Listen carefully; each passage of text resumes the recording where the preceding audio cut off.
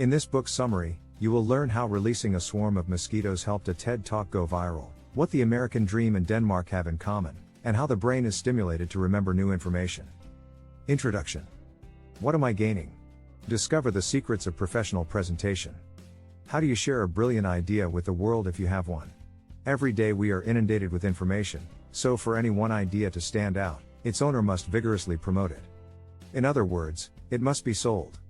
Carmine Gallo reveals the presentation secrets of some of the world's most influential public speakers in talk like TED. After analyzing over 500 popular TED, technology, entertainment, and design conference talks, Gallo identifies 3 characteristics that, in his opinion, distinguish them from the rest. All of the presentations had novel content, the speakers were able to emotionally connect with their audiences, and the material was presented in a way that made it easy to remember. You will discover how to establish an emotional connection with an audience, make your presentations more memorable, and incorporate stories into your speech. In addition, you will learn why passion is essential to the persuasiveness of your speech and why your topic should stimulate more than one of our 5 senses. Finally, you will learn a number of tried and true techniques for structuring your presentation so that your audience remembers it. In the subsequent summaries, you'll also find the following. How releasing mosquitoes caused a TED Talk to go viral. What the American dream and Danish culture have in common, and how new information stimulates memory formation in the brain. Essential Idea 1. TED Talks can help you improve in a crucial life skill, presentation skills. The Art of Public Speaking was the world's first self-help book, written by Dale Carnegie in 1915. Carnegie explained in this work how individuals could convey their message in the most memorable and engaging manner. This suggests that even a century ago, people had to differentiate themselves from the crowd in order to succeed. Moreover, if this was true a century ago, it is even more so now. In today's globalized society, competition is fierce. To distinguish your idea, you must learn how to sell yourself. Daniel Pink is well aware of this, claiming in his book To Sell is Human that we are all in sales today, regardless of our desires. But where can you learn how to sell yourself most effectively? What is the modern-day equivalent of the art of public speaking? The TED Lecture. TED, Technology, Entertainment, Design, is a well-known conference where prominent thinkers and innovators share their ideas. Each of the freely accessible online presentations serves as a model of effective selling techniques. Beginning as a one-time event in 1984, TED's popularity grew rapidly. TED has a global presence today. In fact, 5 TEDx events, an international franchise of the original event, are held daily in over 130 countries. Because TED Talks feature some of the world's brightest and most successful individuals, they are a valuable resource for those who wish to improve their public speaking skills. In light of this, the author analyzed over 500 TED Talks and was able to identify a number of their shared characteristics. However, what are these similarities? What skills do TED presenters utilize to convey their message? Following are summaries of the most important sales tools utilized by the world's top salespeople. Feature 2. The foundation of a persuasive and successful presentation is enthusiasm. What do the world's most successful people have in common? Passion is the intense, positive emotion you experience when pursuing deeply meaningful activities. In addition, pursuing something you are passionate about is essential for success in that field. Consider Tony Hsieh, the founder of the prosperous online shoe store Zappos. Hsieh is extremely passionate, but not about footwear. His passion, rather, is to make his customers and employees happy. This passion for enhancing the happiness of others has contributed to the growth of Zappos into a company with a stellar reputation for customer service and a pleasant workplace for its employees. In addition to being the foundation of success, passion is crucial for delivering outstanding presentations. In 2012, a group of researchers sought to comprehend why investors funded some startups but not others. In their study, they observed the decision-making process of investors as they evaluated the 15-minute funding pitches of several startups. The researchers discovered that one of the most influential factors influencing investors' decisions was the enthusiasm of the presenters. In fact, this factor was more important than the entrepreneur's education, experience, or age. What if, however, passion does not naturally course through your veins? Fortunately, anyone can learn to speak with passion. Simply practice is required. The human brain is constantly changing in response to incoming stimuli. According to a study of London taxi drivers, the region of their brains associated with navigation skills, the hippocampus, tends to be larger than average, which explains their above-average ability to plot the quickest route from A to B. Similarly, If you consistently place yourself in situations where you must speak passionately, your brain will adapt to the task and you will improve. What are you waiting for, then? Principle Idea 3. Storytelling facilitates emotional connection with an audience. Most would agree that Steve Jobs was one of the best public speakers in the world. However, what made his presentations so convincing? His speeches were always filled with pathos, as are all successful, persuasive speeches. Aristotle, a Greek philosopher, was one of the earliest individuals to consider persuasive communication in depth. Aristotle believed that persuasion could only occur when three elements overlapped: ethos, logos, and pathos. The first component, ethos, relates to one's character or values. It refers to your experiences and/or education, both of which can bolster your audience's confidence in your point of view. The second, logos, refers to the logical basis of your argument, which may include statistics or other data to help persuade your audience of the validity of your position. Pathos refers to the emotional connection you establish with your audience. In his analysis of hundreds of TED Talks, the author discovered that the most popular presentations consist of 65% pathos, 25% logos, and 10% ethos. Clearly, pathos is the most important element of a persuasive speech. But how can you add more pathos to your speech? The most effective method is storytelling. Generally speaking, storytelling helps you connect with your audience by making your presentation less abstract and more relatable. There are three types of narratives that can aid in this endeavor. The first is a personal narrative. A compelling personal narrative answers a question such as, what is your earliest childhood memory? The second type is a story about other people, such as a friend whose first startup idea failed miserably but whose second idea attracted a large number of investors. The third type is an account of prosperous brands, businesses, or organizations. In one TED Talk, Ludwig Marchane, the creator of Dry Bath, a skin gel that cleans without water, captivated the audience with a story about how his product aided people in countries with water shortages. Principle Idea 4. Voice, gestures, and body language must all be in sync for an emotional connection to occur. Have you ever attended a presentation in which the speaker spoke so slowly that you found yourself dozing off? However, speaking faster is not always the solution. The appropriate rate of speech for a speaker depends on what you, the listener, are doing at the time. Consider the scenario in which you are driving a car while listening to an audiobook. In this instance, the narrator should speak relatively slowly. However, if you can devote your full attention, such as during a presentation, you will want the speaker to speak faster. What is the optimal presentation speed?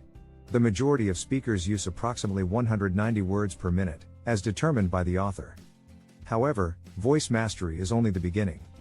In order to connect with your audience, you must also pay attention to your body language.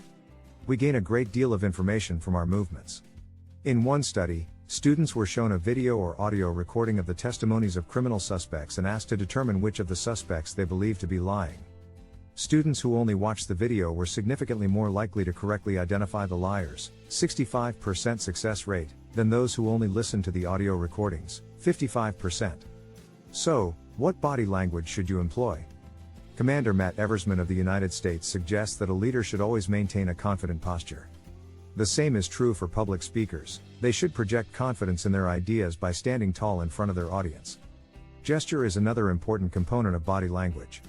Several studies have found a correlation between a speaker's gestures and the amount of confidence an audience has in that speaker. To effectively use gestures, you should restrict your gestures to the region between your eyes and your belly button, as gestures in this region have the most impact. Also, reserve your most expansive gestures, such as spreading your arms wide, for emphasizing your most essential points. We've examined how to establish and maintain an emotional connection with your audience thus far. Now, we will discuss how you can make your presentation stand out. Essential Idea 5. Give the audience new information to make your presentation unexpected and memorable. Consider the most recent time you were genuinely surprised. This "wow, really?"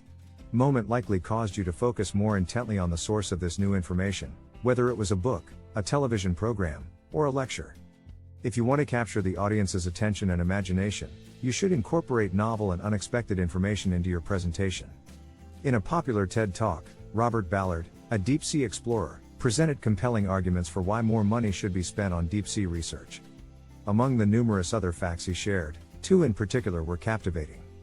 The first was that the annual budget of the National Aeronautics and Space Administration, NASA, is equivalent to 1,600 years of funding for the National Oceanic and Atmospheric Administration, NOAA. The second fact is that the largest mountain range in the world is located beneath the ocean, not above it. People take notice of information that is novel and interesting. And the information is also easier to remember. Because memory is dependent on dopamine, a chemical in the brain, this is the case.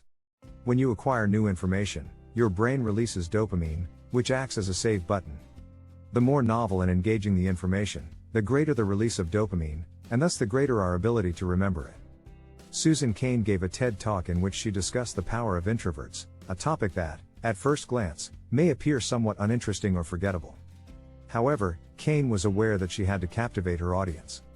Therefore, she informed them that there is no correlation between having good ideas and being a good communicator. Cain's statement immediately drew the attention of the executives in her audience, as it contradicted their commonly held belief that those who speak up the most in meetings are the most creative, based on the fact that such people are more likely than quiet introverts to be noticed in meetings. She increased the likelihood of her audience remembering her idea by presenting it in a manner that was unfamiliar to them. Principle Idea 6. Share an extreme moment or an extraordinary statistic to make your presentation memorable. How did you spend September 11, 2001? What about the September 11, 2002? Your memory of the previous date will undoubtedly be far more vivid. Extreme moments are memorable, and if one occurs during your presentation, your audience will likely remember it and spread the word. Bill Gates gave a TED Talk in 2009 that subsequently went viral. His presentation even drew the attention of NBC News anchor Brian Williams, who, despite the fact that it is uncommon for such events to be treated as news, mentioned Gates' speech on air. What about this particular speech left such an impression? Gates' presentation focused on how mosquitoes transmit fatal diseases such as malaria.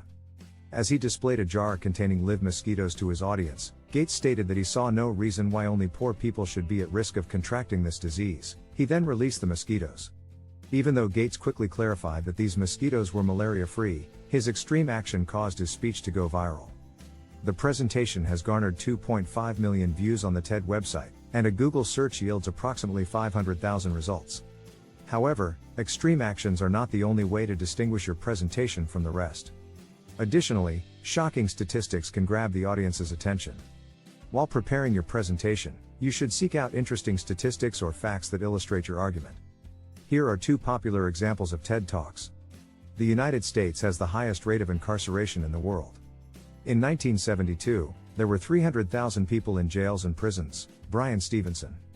1 in every 100 normal people is a psychopath, so of the 1,500 people in this room, 15 are psychopaths, John Ronson. Both of these statistics significantly enhance the memorability and interest of the presentations they were included in. Essential Idea 7. Adding humor to your speech improves the audience's perception of you. Consider the last presentation you truly enjoyed. Was it humorous? Humor has a positive effect on our relationships with others, as evidenced by the fact that we attribute positive characteristics such as friendliness, intelligence, and emotional stability to those with a good sense of humor. Similarly, humor can play an important role in business settings and presentations.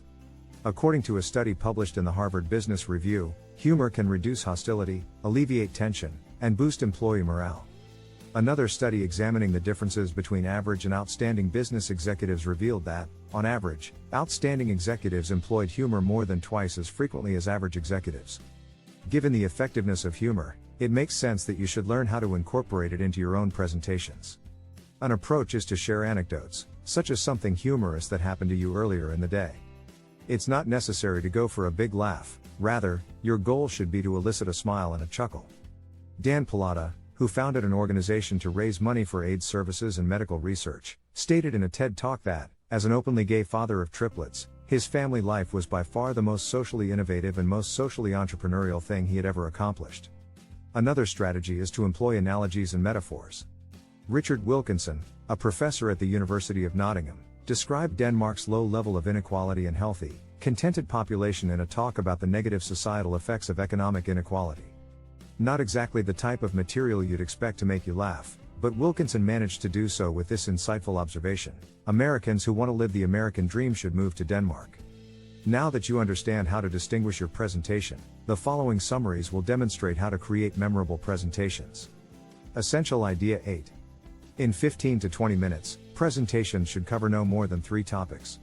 Have you ever felt physically drained after listening to a lengthy speech? Your audience may experience the same issue. The solution is to keep your presentation brief, as this makes it much easier for the audience to retain the information. Take, for instance, Paul King, a professor at Texas Christian University, who divides his weekly 3-hour class into 3 50-minute sessions. Students retain more information and perform better on exams as a result. The average length of presentations at TED conferences is 18 minutes, which is considered a good length because it falls within the optimal range of 15 to 20 minutes. In addition to keeping your presentation brief, it should not include more than 3 distinct themes. Why? In 1956, a Harvard researcher discovered that most individuals have little difficulty remembering 7 new pieces of information. Since then, however, researchers have revised this theory and divided this number into 3 or 4 chunks of fundamental information. For instance, 2,222 is much simpler to recall than 3,948. The first number describes one informational chunk, the 2, and the second, at least 2 informational chunks, 39 and 48. Consequently, the fewer the chunks, the easier they are to remember, which is why a presentation should cover no more than 3 aspects. In order to organize these elements into a message map, you must first answer the question, what is the single most important message I want my audience to remember? Once you have your answer, write it as a headline at the top of a piece of paper. Next, you must identify the 3, or fewer, supporting messages for your headline and list them beneath it. Underneath each of these 3 supporting messages, you can then outline the presentation's meat and potatoes. Essential Idea 9. During a presentation, stimulating all of the senses helps the audience remember your ideas. How well do you recall the specifics of your last sunbathing experience? How did your skin feel? What did you smell? What did your surroundings look and sound like? We remember things more vividly when we engage all of our senses in the experience. According to Richard Meyer of the University of California, Santa Barbara, the relationship between multisensory stimulation and enhanced memory is the hottest topic in cognitive psychology for the foreseeable future. According to Meyer's findings, students who are exposed to multisensory environments, videos, texts, and images, are better able to recall information than those who receive it through a single sensory channel, seeing or reading a text. Consequently, if you want to create memorable presentations, you should communicate in a way that appeals to more than one sense. In this section, we will examine how to convey information through the 2 central senses, sight and hearing. There are essentially 2 ways to convey information visually, images and text. You've likely observed that the best TED Talks utilize images rather than PowerPoint presentations, which are frequently dense with text. This makes sense, given that our capacity for absorbing information is limited. Therefore, a PowerPoint presentation filled with words can overwhelm and distract your audience. Use images to supplement your presentation, along with a few keywords that support your argument. Repetition and other rhetorical devices can stimulate our sense of hearing. Consider Martin Luther King's famous speech, in which he repeated the phrase "I have a dream." These 4 words are still remembered and are immediately associated with King. Barack Obama's famous phrase "Yes, we can" helped unite the electorate around his message and led to his election as President of the United States. Final result. The primary theme of this book is the ability to present ideas in a persuasive way is one of the core skills needed in the 21st century. When you deliver a presentation, it's important to make it stand out. To do so, you need to connect emotionally with your audience. And if you want your audience to remember your talk, keep it short, cover no more than 3 themes, and appeal to your audience's senses. Thank you for viewing. This book can be obtained by clicking the link in the description box. Subscribe, like, comment, and share with your family and friends.